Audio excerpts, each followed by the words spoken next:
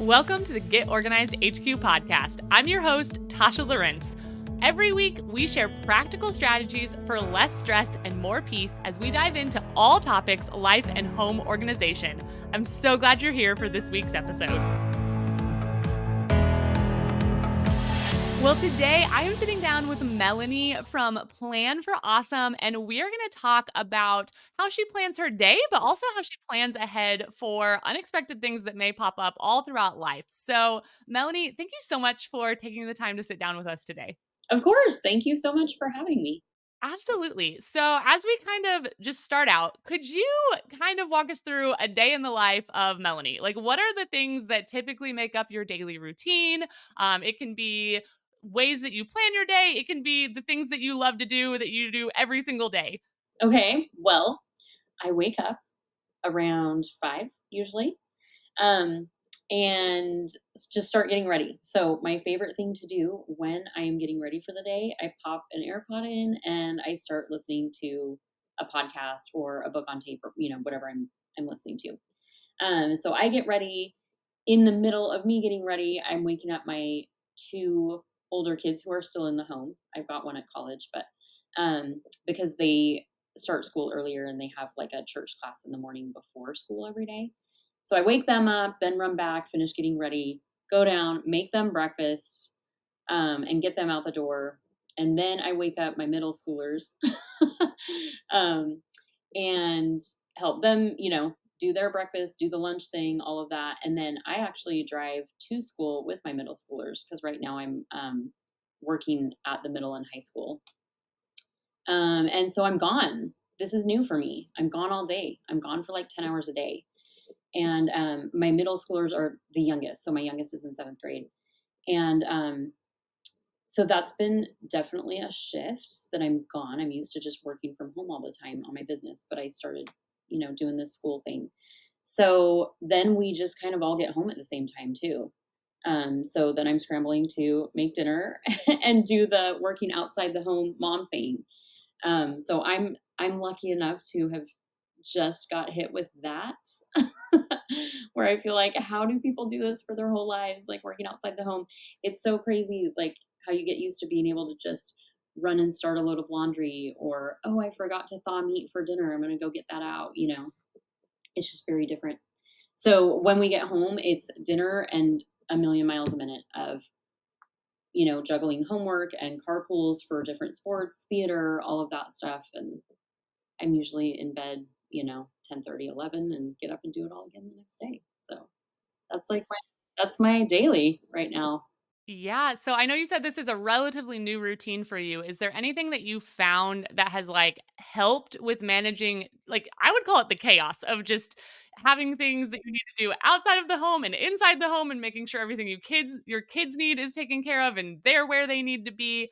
What have you found that is helping or maybe making it taking the edge off of the craziness? Yes. Um, I've always had a calendar that the whole family can see and utilize. Um, but I just kind of did that whenever, right? I just kind of fit it into my week before. And now the weekends have totally changed. And that is my time. And I'm more consistent now, like every Sunday afternoon when we're all home. That's like the one day that we're all home.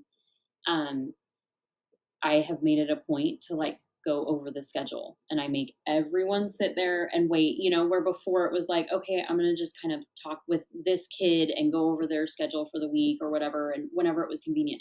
But now having that family day of, me getting my brain straight, my kids still aren't stressed out. It's just me. But getting everyone on the same page and making sure everyone knows what they need to do. And then I'm setting a lot more alarms on my phone, like just to remind myself, to remind my son, hey, you're bringing Hallie home today, or because things change every day depending on what after school activities everyone has. And so I would say those two things. I use my weekends a lot more intentionally now than I did before, because to me, a weekend was just another day. Um, and and I'm utilizing alarms so I don't drop balls. Yeah, absolutely. Alarms can be so helpful. Like as long as you're responding to them and you're seeing like I need to do this and then you take action on it when you see it, that can be really helpful. And I like what you said that your kids are not stressed out the way that you are. And I think sometimes that might be important to realize that like just because we are stressed does not necessarily mean that it has to be passed on to the rest of our family. Yeah, absolutely. I mean, they notice for sure, but their brains aren't all jumbled like mine is, you know? They still only care about themselves. Right. They're kids, you know? Right. They're not And worried not, like, about everyone else. assuming or putting onto them or projecting that their brains are as jumbled and just, like, getting them what they need, and in some ways, that almost helps you too, right? Because if we start projecting that everyone's brain is jumbled, then we really do make everyone's brain jumbled, and, like, that's the last thing we need in this situation. Good point. Yeah, yeah, for sure, for sure. Fake it till you make Yes. So right. So, what are some of the things that you would say you really just like thrive at that more run on autopilot for you? Whether it be with managing your home or like just different things that you're like, yes, like even when things are chaotic and stressful, this is something I feel like I have down. I would say definitely dishes, because that's just something that has to happen every day, you know? It just has to happen. So I don't think I've ever gone to bed without starting the dishwasher, like in my life, you know? It has to be going when I go to bed. That's just a thing. And so if the rest of the dish, like if I still have dishes in the sink, fine, but they have to be rinsed and, you know, off counters and all of that. I feel like having just a clean slate in the mornings, um, is really important, and that's always been important to me. So dishes aren't really an issue for me. Um, and then I would say like more broad. So I talk about emergency preparedness. That's my business, and kind of my jam. And so it's always come naturally to me to look ahead, to plan ahead. So like when I get home from Costco, um, instead of just throwing the goldfish in the pantry, I bag them for school snacks.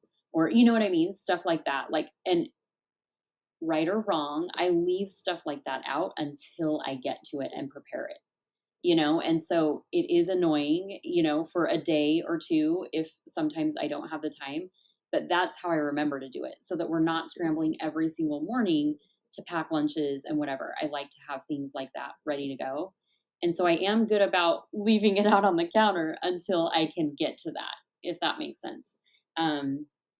So I'm good at planning those types of things. And then when I'm at the grocery store, I'm very much um, preparedness minded. So I'm always putting extras in my grocery cart. I mean, you remember COVID and toilet paper, right?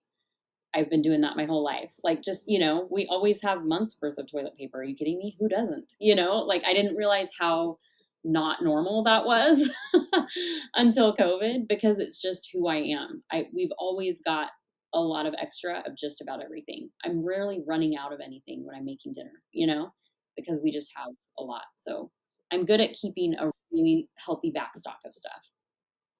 Yeah, and would you say that like routine or maybe even mindset is what you would call it that you've had like has that been helpful transitioning into like okay, I'm out of the house 10 hours a day now? Absolutely. And I maybe I don't drive that point home enough, that like that part of emergency preparedness, if you call it that, drop the emergency. It's just preparedness, you know? And it's so helpful for daily life. I mean, you don't think about throwing a few cans extra. Like some people might think, well, I'm not preparing for the apocalypse. No, I'm preparing for next week. You know, when I thought I'd be able to get to the grocery store and then I've got a sick kid, or you know, a last minute meeting came up, or whatever it is. And so, yes, absolutely. Having the backstock has been super helpful because I'm not able to just go to the grocery store when I feel like it, or, you know, on a whim. So, so yeah, absolutely. That has helped for sure. Yeah, I know something Laura and I have chatted about just over the years is people always talk about having an emergency fund, right? And like putting that word on it makes me so like stressed. Like I'm like I can only spend this money like if somebody's leg is amputated and you know like just the sky is falling and it has to be like an emergency. Like replacing the roof on the house, like that's not really an emergency, right? And I like what you're saying. Like, we're talking about preparedness. And sure, if there is an emergency, it's going to be really helpful. But I have switched, and sometimes I call it an unexpected expense fund, Yeah. because that just kind of takes the pressure off, because I think I just get in my own head like, well, is this truly an emergency? Like, I could think of a more emergency to have. Yes. I love that. Yeah, for sure. I totally But I think it's the same idea as what you're saying, that, like, when we talk about preparedness, it doesn't just have to be, if something terrible happens and there is no toilet paper again, but it's just like, I love how you said it's preparing for next week. It's preparing for something unexpected coming up and really setting yourself up for success. Even in the small inconveniences that can feel really big at the time. I mean, we all know, like, we're gonna have sick kids. Like, it's gonna happen. The sky is not falling. Like, it's not fun. It's not what we want, but like, everyone has sick kids, and being prepared for that, thinking ahead so it's not super stressful when that time comes. exactly. And just like on the sick kids thing, every winter when Costco has like their, all their medications and stuff on sale, I just get them. No one's sick yet, but I just get Right. because the last thing Right. you wanna do when either you or your kids are sick is go to the store for medicine. Are you kidding me? So I Right. just get a new box of NyQuil, and Dayquil and whatever it is. So yeah, Exactly. yep. Yeah, so I like how you mentioned, like, the goldfish. Are there other things like that that you do or that you prep ahead? Like, that's not something I would have really thought of, but I can think that, like, if I did that more often with my produce, I would have a lot less produce going bad. Like, I know I really should come home and, like, wash any of the berries that I got and get them ready to eat, but no, I, like, stick them in the fridge for 4 or 5 days and don't get around to washing them, like that kind of thing. So I love how you just, like, leave it out. It depends on your personality, obviously, like, if that's gonna work for you or not. But if you're the type of person who's like, "No, I need my counters clear," that's a really good life hack right there. It is because it forces you to do it. Like, I can't go to bed until this is done or whatever. Um, so yeah, I mean, stuff like goldfish and, things like that. Other things would be like if we get I don't get them very often, but like the Costco muffins, um, I always have them and put them in Ziploc bags before they go moldy really fast on the counter, like, really fast. And so I bag them like, I cut them in half and bag them because 'cause they're just a little too big to have a whole one a lot of times.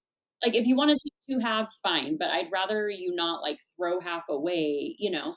So I always bag them in halves and, stick them in the fridge immediately. Like, they never sit in our pantry or counter. They're always just in the fridge or freezer. So I'm just curious, how long did they last in the fridge? in the fridge, like, at least a week, I would say. Okay.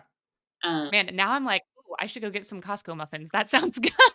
well, and they do freeze well, and I just pull Okay. them out of the freezer and put them straight in a Yeah. lunch or put them into in the fridge, to Yeah. thaw out, but, so something like that, like, however we eat it, I try to get it as close to that as possible before I put it Yeah. away.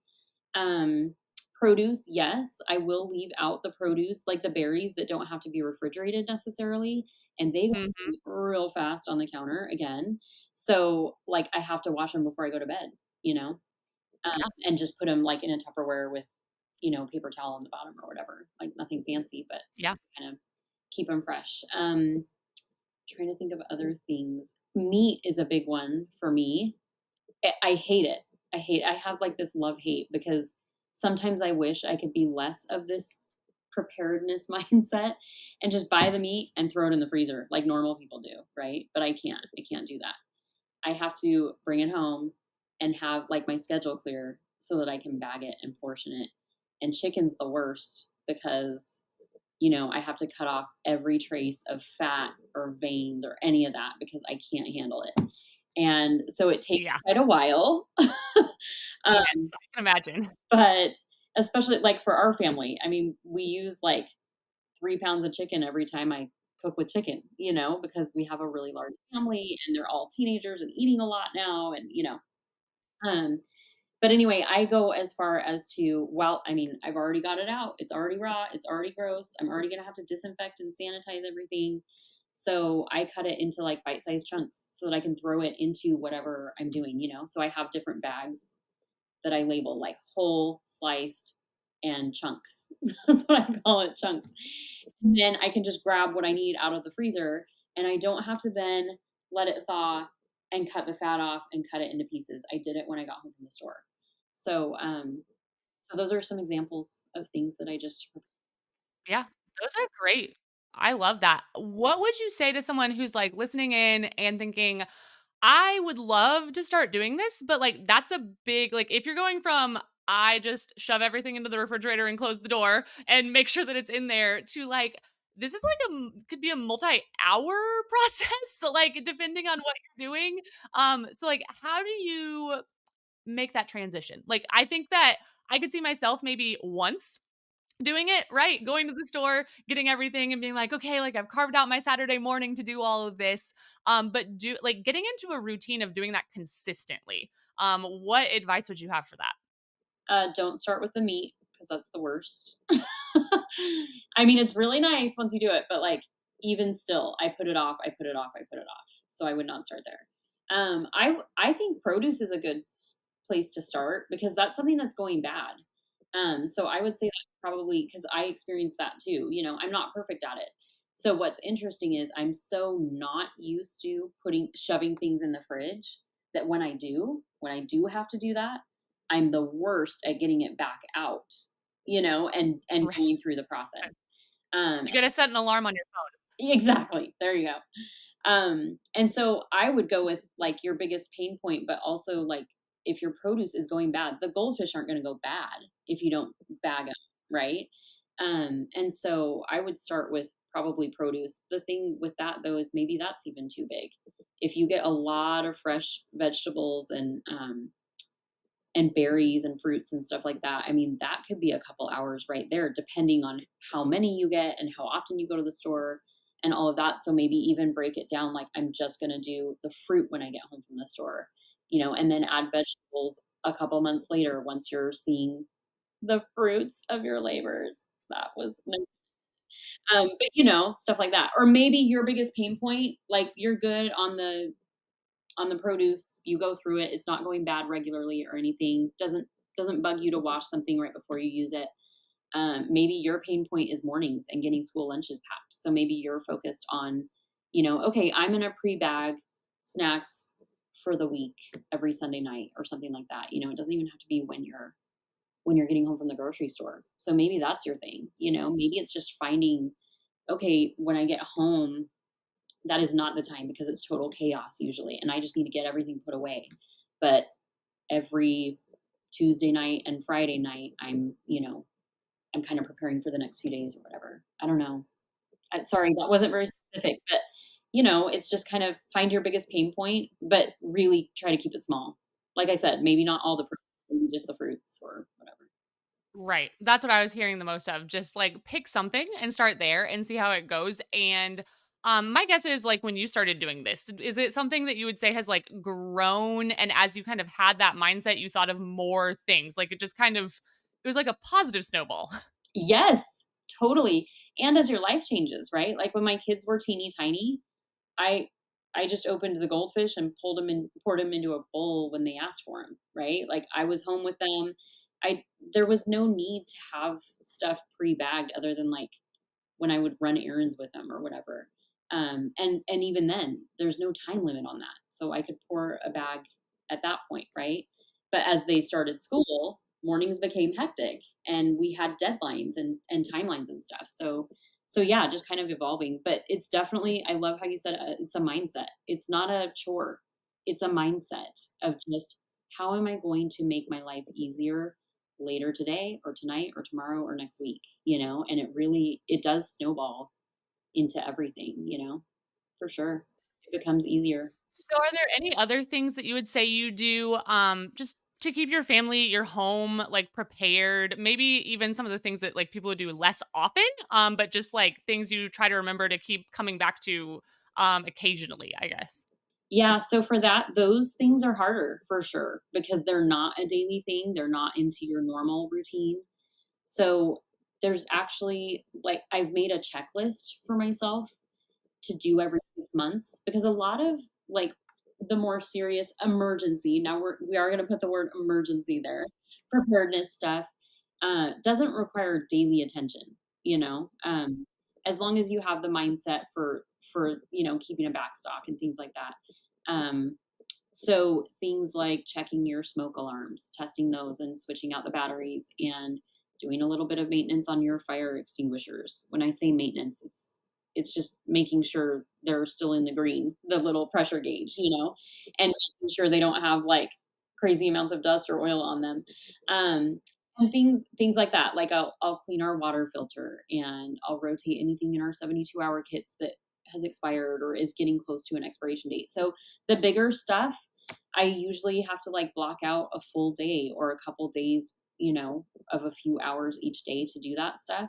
So I have found just putting it on the calendar and having a checklist to go off of. It's just like bang, bang, bang. It's real easy if you go into it knowing what to expect and that, oh yep, it's time for our emergency preparedness weekend. So I actually have that. I'll give you the link to put in the show notes. People are interested. But so that is something that I am good about. I'm not, in fact, this past year, I waited till November to do it, and I usually do it in September. But like I said, I went back to like a full-time work thing, and I was a couple months late, but I got it done. Um, and so that kind of stuff I feel like needs some attention on a calendar. That can't be built into just like, "Oh, yeah, I'm just gonna remember to do all of these things every 6 months?" Um, so I feel like a checklist and getting it on the calendar. I just call it our preparedness weekend? And the kids, as they've gotten older, they help with it. Um, but I involved them when they were teeny tiny. Like, they can sit there and watch you poke the little button on your smoke alarm and hear the sound and cover their ears and it's just kind of been like a thing that my kids know what's going on. And yes, they have sports on Saturday and they're hanging out with friends while I'm doing the bulk of it, but then on Sunday of that weekend we sit down and we have like our family, I call them chats, on like different preparedness topics. So like fires, earthquakes, evacuation, and we just kind of go over stuff to keep it top of mind. And as they've gotten older, they're really quick. We don't have to like start from square one again. They've been having these chats their whole lives. Every 6 months ish. Um, And I was even thinking, so like you said, last year you wanted to do it in September. You didn't get it to it till November, but you still know what you're going to do. You know that, I mean, by November it was 8 months ago that you checked all these things. So like it's kind of the tension of like, it's on your to-do list. You know you need to get it on your calendar and get it done. But it's also not like some unknown thing of like, I haven't checked my smoke alarms ever. yeah, Like even if like your routine changed, right? Your schedule changed, it got harder to get it scheduled in. You still got it done. It was a little bit late, but because you've been so consistent, because you had this routine set up, first of all, it wasn't like a disaster that it was a little bit later than normal because it hadn't been that long since those things had been given attention. And also, I just think it makes the hugest difference to know what you're going to do whenever you do carve out that time. If you have to make the decision of what you're going to do, that is to me, I think one of the most stressful things. So that checklist, like you said, we'll put it in the show notes. I think is like the thinking is done. You just have to go and do all the things. yes, for sure. And my checklist, so I will put this caveat in that most people aren't going to have every single thing that's on that list. If you don't have 72-hour kids, you don't have something to rotate yet. And that's fine. Notice I said yet because I hope that one day you will. But don't let that checklist overwhelm you. Just do the things on it that you have.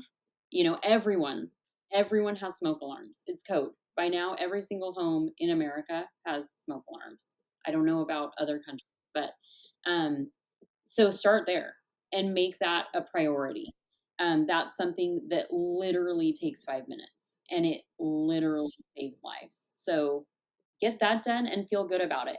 And maybe if you have nothing else on that checklist, if you don't even have fire extinguishers, have that be your goal by the next 6 month, weekend. We're going to add one thing every 6 months from this checklist, and I have resources linked for anything that, I mean, I don't have smoke alarms linked because hopefully homes already have those in them and you just test them. There's nothing really to link there, but I'll have like a blog post on water filtration if you don't have a water filter, or you know what I mean, just different things like that. So there are resources there for the things that you don't have yet that so maybe pick one every 6 months to focus on. Like, okay, over this 6 months, we're going to save money for this more expensive item, or I'm going to put together some basic 72-hour kits, or I'm just going to buy a fire extinguisher over the next 6 months.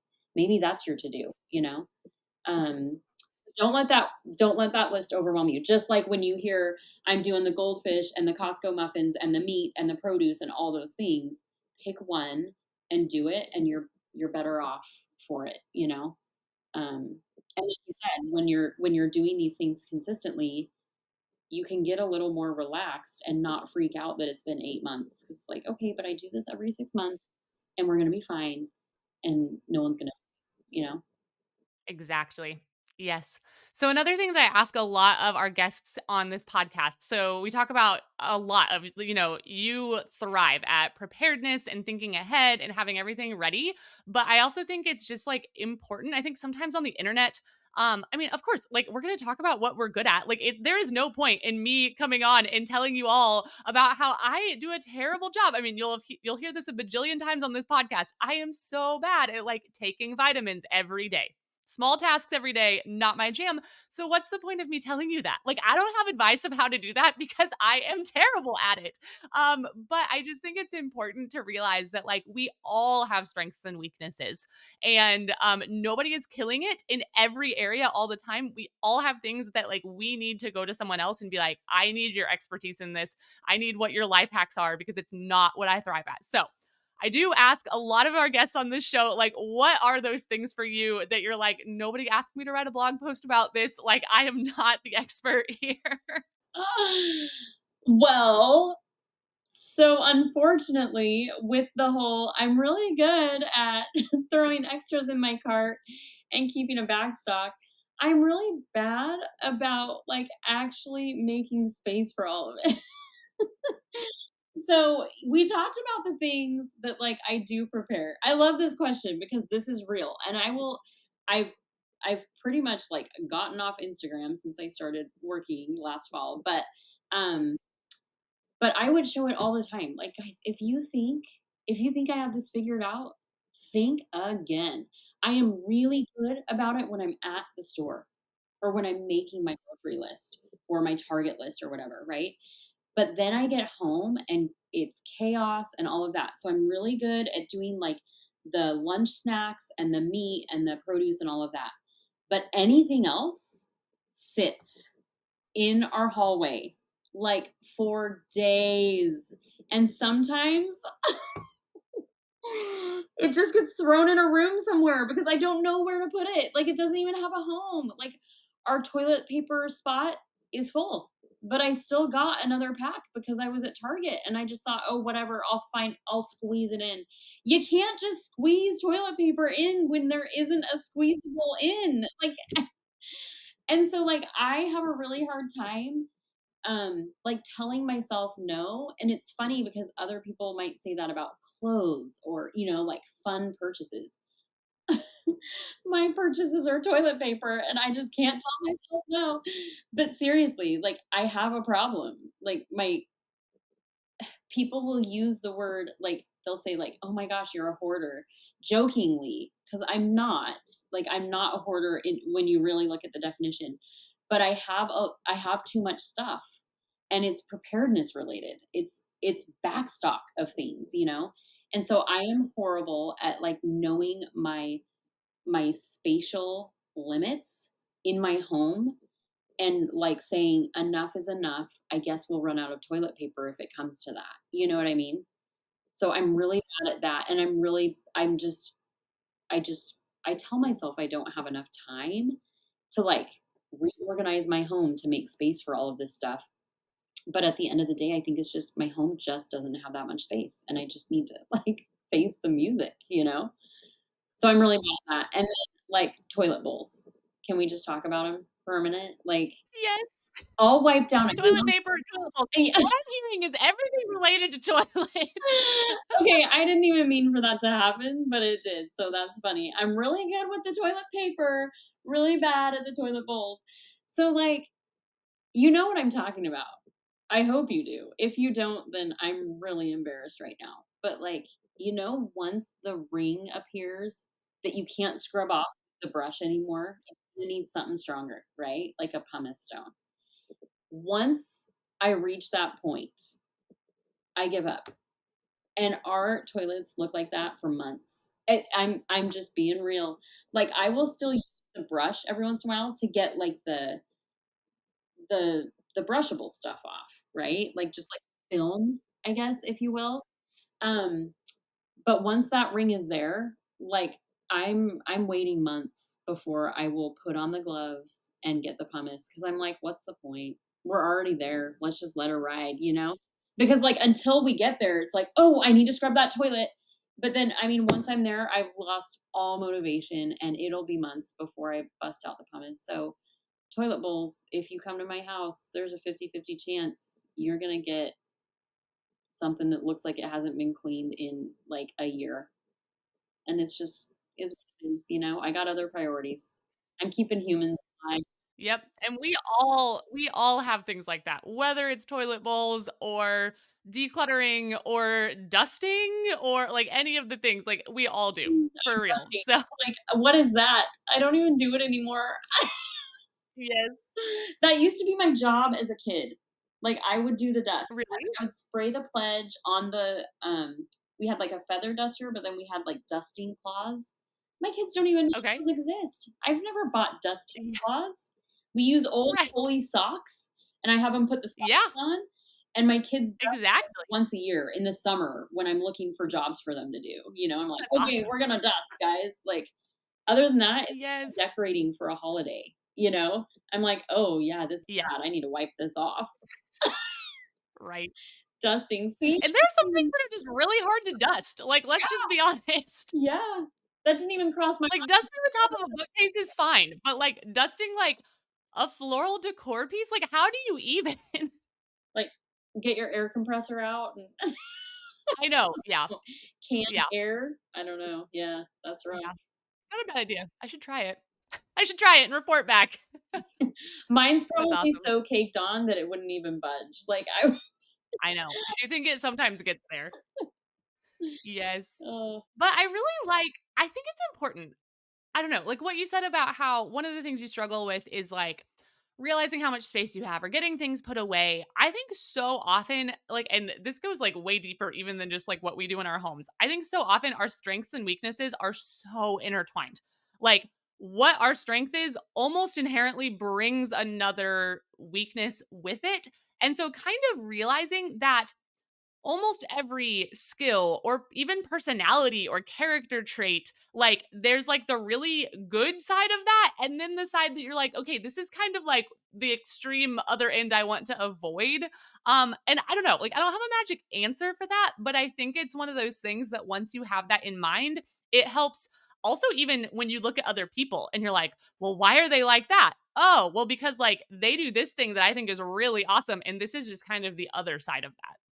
totally. In fact, so I took it's a 9-month course program, with Rachel Nielsen. She has the 3 and 30 podcast, and there's a whole unit on this, like, identifying your strengths, but then the coordinating weakness to that.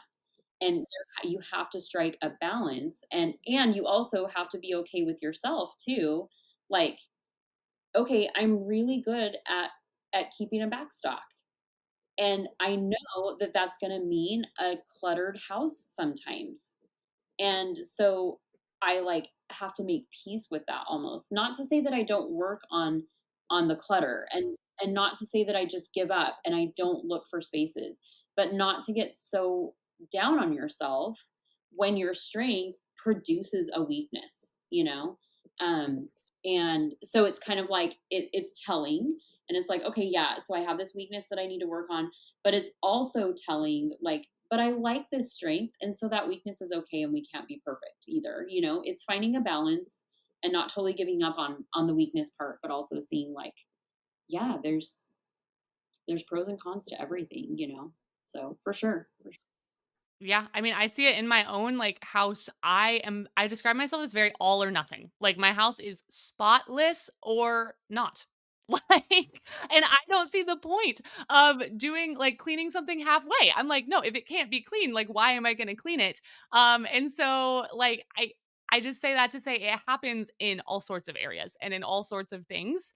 And just having that mindset, I think, can just be kind of eye-opening, like, to learn about yourself and about the people in your home and maybe why, we have the inclinations that we do just based on what we're good at, Yeah, for sure. for sure. Totally. Yeah, well, one last question that I also ask everyone on our podcast is, what is one thing that is bringing you less stress and more peace right now? Okay, this is so weird. So I'm really sorry, but it's the thing that came to mind. So Yeah, um, my youngest got a concussion last week. It's like the first concussion okay, that we've dealt with. And so yep, there were no screens for him, which is not a problem for me. Um, but for the yeah, kids, like we weren't letting anyone in the house turn on the TV for 3 days. And the lights had to be low and like no loud noises and stuff. Um, and so we played a lot of games. My daughter happened to have come home from college to visit that weekend. So we were all home, which was new, because she's been away this year. yeah, And we played games. And this is so embarrassing, but life has gotten so busy that I cannot tell you the last time I've sat down and played a game with any of my kids. I mean, they're older. They don't love to do it sure, anymore anyway, but the fact yeah, that my 18-year-old daughter and my 17-year-old son sat down, and played a game with us was huge. And now, like, I'm, like, asking them to play a game, and before, like, I wouldn't have had time. Like, "Are you kidding me? We'll do that later. We'll do that later. We'll do that later." right, But I've learned that, like, life goes on. Whatever I yeah, would have done for that hour or 2, it's okay. We're all still breathing. We're all still here. And I feel so much better as a mom, but also, like, as a human being because I am so yeah, productivity driven that I don't take the time to do things like sit down and play a silly game? Um, and so I know that that's, like, probably seems backwards because, like, what? Just playing a game? You're not getting anything done. You're not tackling a project. It's not mindfulness. It's not any of these like normal answers. But like for me, I feel like my soul was needing that. And my kids, like we all haven't done that in a long time. And so now, like, yeah, we left our game table out. And I'm like, this can't stay out forever. But for now, like, we're just kind of enjoying that, and I'm really enjoying that, and I wanna kinda, like, bring that back. yeah. Every Sunday, let's play games, or something. I think that's a great answer. Yeah, absolutely. And I like how even that kind of holds in balance. We've been talking about being prepared. We've been talking about, prepping things when you get home from the store, being prepared for next week, but not letting that interfere with like relationship building and like things that fill your cup. Yeah, for sure. Yeah. Well, Melanie, thank you so much for your time today. We've talked about it a little bit. We'll have that link in the show notes for that checklist. But other than that, where can people go to find more from you online? Just planforawesome.com. That's my website. Yeah, I used to be really active on Instagram, not so much right now. I mean, I still hop on sure. occasionally for sure. So Plan for Awesome is my handle there. So either one. Well, we'll leave all those links in the show notes. Thank you again for taking time out of your very busy schedule to chat with us. Of course. Thanks for having me. Well, thank you so much for tuning in and listening to this episode of the Get Organized HQ podcast. Be sure to check out the show notes, particularly for that checklist from Melanie of some actions you can take every 6 months to be prepared. Can't wait to see you next week.